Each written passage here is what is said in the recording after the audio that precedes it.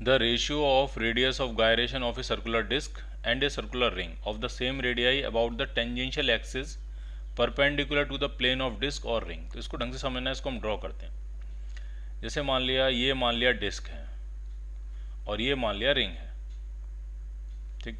Disc में मास पूरा अंदर तक होगा और रिंग में सारा मास सरकमफ्रेंस पे होगा, ठीक है। रिंग में सारा मास कहाँ होगा? सरकमफ्रेंस पे होगा। डिस्क में पूरा मास अंदर तक फैला होगा, ठीक। अब आपसे ये कह रहे हैं कि जो एक्सिस है वो टेंजेंशियल एक्सिस है, ठीक। उसके रिम पे छूती हुई जाएगी लेकिन उसके प्लेन के परपेंडिकुलर है। टेंजेंशियल एक्सिस है और उसके प्लेन के परपेंडिकुलर, तो वो समझना है। तो वो जो एक्सिस होगी वो यहाँ पे टेंजेंट होगी और इस सरफेस के परपेंडिकुलर होगी। तो अगर मैं इसको ड्रॉ करूँ तो ये कुछ इस तरह से होगी। यहाँ से पास कर रही होगी वो एक्सिस और इस पूरे स्क्रीन के प्लेन के परपेंडिकुलर होगी। यहाँ से पास कर रही होगी वो एक्सिस और स्क्रीन के प्लेन के परपेंडिकुलर होगी। इस तरह की टेंजेंशियल एक्सिस है। तो इसके अबाउट मोमेंट ऑफ इनर्शिया निकालेंगे तो उसको लिखेंगे एम के वन स्क्वायर, और इसके अबाउट मोमेंट ऑफ इनर्शिया निकालेंगे, इसके अबाउट मोमेंट ऑफ इनर्शिया निकालेंगे, उसको लिखेंगे एम के टू स्क्वायर। के वन रेडियस ऑफ गायरेशन हो जाएगा डिस्क का, के टू रेडियस ऑफ गायरेशन हो जाएगा रिंग का, और दोनों का हम रेशियो ले लेंगे, ठीक। तो चलो पहले यहाँ से के वन निकालते हैं। तो सेंटर के अबाउट और इस प्लेन के परपेंडिकुलर, सेंटर के अबाउट इसके प्लेन के परपेंडिकुलर जो होता है वो होता है आपका M R square by two, और प्लस यहाँ से यहाँ पैरेलल एक्सिस थ्योरम लगाएंगे, फिर आर डिस्टेंस है तो प्लस एम आर स्क्वायर। तो इसके अबाउट जो मोमेंट ऑफ इनर्शिया हुआ वो हुआ आपका M R square by two plus M R square, और वही बनेगा एम के स्क्वायर। मैं के डी कह देता हूँ, डिस्क का रेडियस ऑफ गायरेशन है। तो M M M cancel out हो गया, तो यहाँ से जो डिस्क का रेडियस ऑफ गायरेशन आ रहा है वो आपका आ रहा है R times under root three by two. अब यही कंसेप्ट यहाँ लगाते हैं। सेंटर के अबाउट जो होगा वो एम आर स्क्वायर होता है, और यहाँ से यहाँ पैरेलल एक्सिस थ्योरम, तो प्लस एम आर स्क्वायर और ऐड करना पड़ेगा। तो ये आपका बना टू एम आर स्क्वायर, और वो होगा एम के आर का स्क्वायर। एम से एम कैंसिल, तो यहाँ से जो के आर आया वो आपका आर आया आर रूट टू, और हमें इन दोनों का रेशियो चाहिए के डी अपॉन के आर। तो ये आर से आर कैंसिल आउट हो जाएगा, तो इधर बचने वाला है under root three by two और नीचे बचने वाला है रूट टू, तो ये आ गया under root three upon two, जो है अंडर रूट के बाहर आ जाएगा। So your answer is D part. Clear?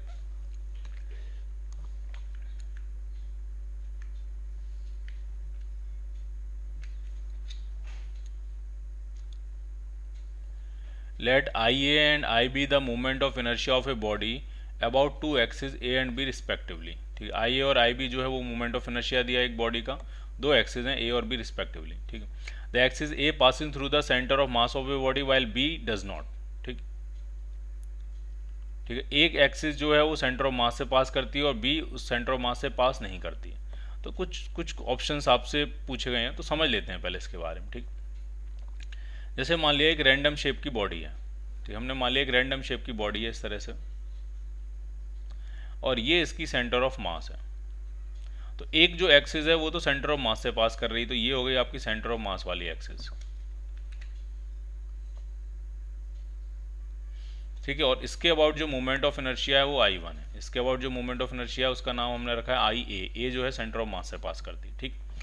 अब समझने वाली बात क्या वो समझिए। देखिए, ये तो सेंटर ऑफ मास से पास कर रही है। अगर कोई एक्सिस इसी के पैरेलल है, इसी के पैरेलल, इंपॉर्टेंट बात समझिए, अगर इसी के पैरेलल है तो पैरेलल एक्सिस अगर होगी तो पैरेलल एक्सिस थ्योरम लगा सकते हैं। तो उस एक्सिस के अबाउट जो मोमेंट ऑफ इनर्शिया हो जाएगा वो हो जाएगा I C M plus M into उस डिस्टेंस का स्क्वायर, ठीक है। तो मैं आपसे ये कह रहा हूँ कि अगर कोई एक्सिस इसके पैरेलल है, इंपॉर्टेंट बात ये है, अगर बी एक्सिस इसके पैरेलल है तो जो आई वी हो जाएगा वो हो जाएगा आई सी एम जो आपके आई है प्लस एम इंटू उस डिस्टेंस का स्क्वायर, अगर इन दोनों एक्सिस के बीच में परपेंडिकुलर डिस्टेंस डी है। तो बी का जो मोमेंट ऑफ इनर्शिया होगा वो ए से ज़्यादा हो जाएगा। कब?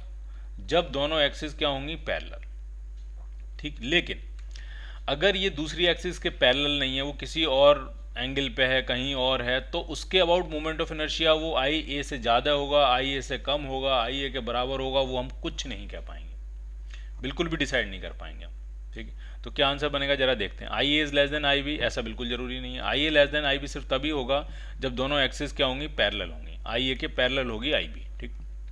Weather I is less than I B whether the axis are parallel और नॉट, ये भी गलत है, और नॉट से नहीं चलेगा, पैरेलल होनी चाहिए। सी पार्ट में कह रहे हैं if the axis are parallel then I A is less than I B, ये बिल्कुल ठीक है। अगर एक्सिस पैरेलल हैं तो आई ए आपका आई बी से छोटा होगा, तो आंसर क्या बनेगा इसका? C part. If the axis are not parallel, अगर पैरेलल नहीं है तो आई ए आई बी में से कोई भी बड़ा हो सकता है, कोई भी छोटा हो सकता है, जरूरी नहीं ये रिलेशन फॉलो हो, डी पार्ट वाला रिलेशन फॉलो, ऐसा बिल्कुल भी जरूरी नहीं। तो आपका आंसर क्या बनेगा? C part. क्लियर?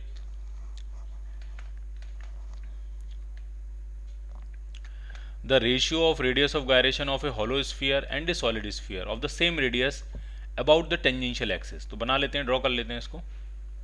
मान लिया एक है आपका हॉलो स्फीयर और दूसरा है आपका सॉलिड स्फीयर, दोनों की रेडियस सेम है, मास सेम है, नहीं दोनों की रेडियस सेम है, मास तो कैंसिल आउट हो जाएगा। और एक्सिस आपने टेंजेंशियल एक्सिस लेनी है, इस तरह की एक टेंजेंशियल एक्सिस लेनी है। ये आपका कैसा स्फीयर है? ये आपका सॉलिड स्फीयर। तो इसके अबाउट रेडियस ऑफ गायरेशन निकालेंगे, इसके अबाउट निकालेंगे, तो फॉर्मूला वही है, I is equal to M के स्क्वायर, के एच कह देता हूँ हॉलो का है, ठीक। अब आई कैसे निकालेंगे? तो हॉलो का सेंट्रल एक्सिस के अबाउट होता है 2/3 mr स्क्वायर, और फिर परपेंडिकुलर डिस्टेंस इसमें r है, तो पैरेलल एक्सिस थ्योरम लगा के इसके अबाउट निकालेंगे, तो वो आपका आ जाएगा 2/3 mr square plus mr square, और ये बनने वाला है एम के एच का स्क्वायर। यहाँ मास और मास कैंसिल आउट हो गया, 2/3 + 1 करेंगे तो ये आ जाएगा 5/3। तो के एच जो यहाँ से आएगा वो आपका आएगा r टाइम्स √5/3। अब इसी तरह से यहाँ से निकालेंगे, इसका निकालेंगे, सॉलिड स्फीयर है, इसका निकालेंगे इस एक्सिस के अबाउट। तो सेंट्रल एक्सिस के अबाउट होता है 2/5 mr square plus mr square, तो इसका जो नेट मोमेंट ऑफ इनर्शिया आ गया वो आ गया 2/5 प्लस mr स्क्वायर, तो ये आ जाएगा 7/5 mr स्क्वायर, और उसको हम लिखेंगे m इंटू के स्क्वायर के बराबर। के कौन सा है? सॉलिड, तो के एस कह देते हैं, m से m कैंसिल। तो यहाँ से सॉलिड स्फीयर का रेडियस ऑफ गायरेशन आ रही है r√7/5। अब हम क्या करेंगे? हमें इनका रेशियो निकालना है। तो ऊपर हॉलो नीचे सॉलिड, के एच अपॉन के एस, रेडियस से रेडियस कैंसिल आउट हो गई, तो यहाँ आपका अंडर रूट के अंदर आने वाला है, ये तो है 5/3 और ये है 7/5, तो ये आपका आ गया, ऊपर तो 25 हो जाएगा तो 5 बाहर आ जाएगा और नीचे बनेगा √21, 5/√21। So your answer is B part.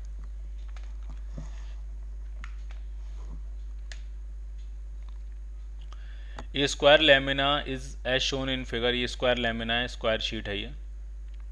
और मोमेंट ऑफ इनर्शिया पूछ रहे हैं, तीन एक्सिस दिए हैं, एक दिए I3 जो कि इसके सेंटर से पास कर रही है उसी के प्लेन में है, एक I2 जो कि सेंटर से पास कर रही है उसी के प्लेन में, और एक है I1 जो कि उसकी एज से पास कर रही है।